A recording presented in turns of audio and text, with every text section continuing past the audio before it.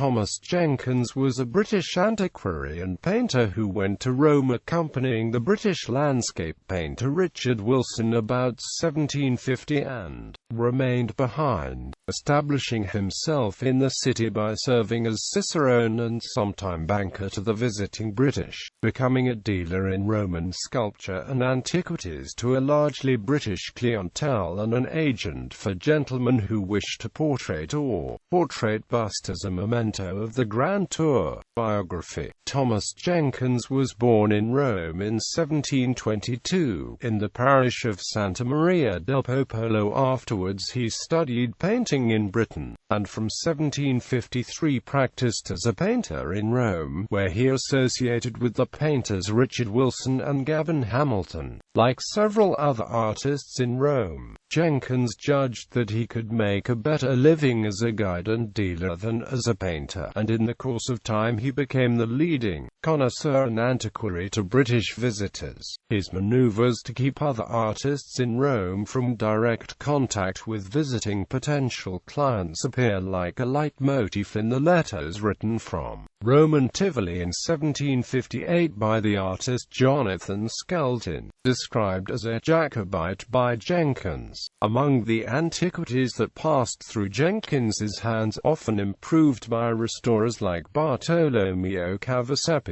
was a version of the discobolus discovered in Hadrian's villa at Tivoli, which Jenkins sold to Charles Townley. Jenkins also exported paintings to London. Jenkins also helped form the collections of William Petty, Henry Blundell and Lyde Brown of Wimbledon. In 1770 a dispensation from Pope Clement XIV enabled Jenkins and the painter-dealer Gavin Hamilton to manage the dispersal of the Mattei antiquities, which had formed one of the most visited private collections in Rome. Clement made a first selection for his Museo Pio Clementino at the Vatican before permitting export, with Jenkins and Hamilton acting as agents for Don Giuseppe Mattei. By the time the 3 volumes of Monumenta Matheirana were issued, 1776–79, most of the Mattei marbles, some bought by Jenkins directly, were no longer in Italy. Jenkins also dealt in modern works of sculpture. In 1786 he purchased Gian Lorenzo Bernini's Neptune and Glaucus from the gardens of Villa Montalto. As a consequence, conserved in the Victoria and Albert Museum, it is the only Bernini sculpture in Britain. Jenkins kept an apartment in a palazzo in the Via del Corso, in the heart of Rome, in the area that was most frequented by the foreigners, between Piazza di Spagna, with its Café Ingles, and Piazza del Popolo. Essential to Jenkins' modus vivendi was that he was known to everyone, owners of saleable antiquities, Roman and foreign artists and sculptors, and antiquaries like Cardinal Alessandro Albani and Johann Joachim Winckelmann. For the 1750s Jenkins was closely involved with Giovanni Battista Piranesi, who dedicated to him the frontispiece of his Raccolta di alcuni disegni del Guercino. Jenkins was elected an honorary Fellow of the London Society of Antiquaries in 1757. The same year Piranesi was elected, and they were elected together to the Accademia di San Luca in January 1761.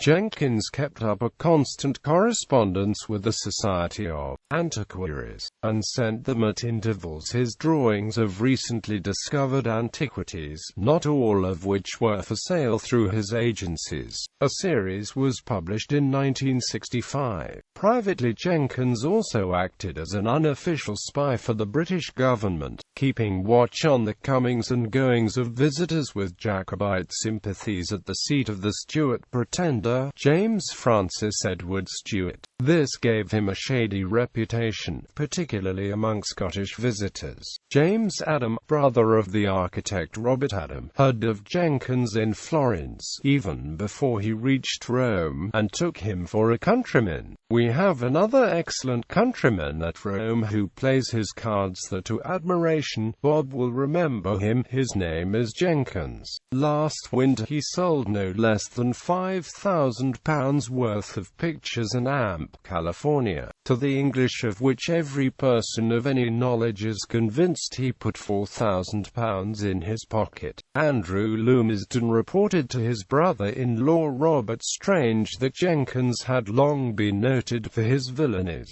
However, by consummate impudence joined to the honourable office of spy, he gets himself recommended to many of the English travellers. By 1792 Jenkins had purchased the manor of Sidmouth. The town was becoming a minor vacation spot, and he built Fordfield Crescent, designed by London architect Michael Nowozielski, for visitors. The manor passed to Jenkins' grandnephew, also named Thomas Jenkins. On Jenkins' death, Jenkins' will was made in Rome in December 1797 without legal advice and continued to cause legal disputes well into the 19th century.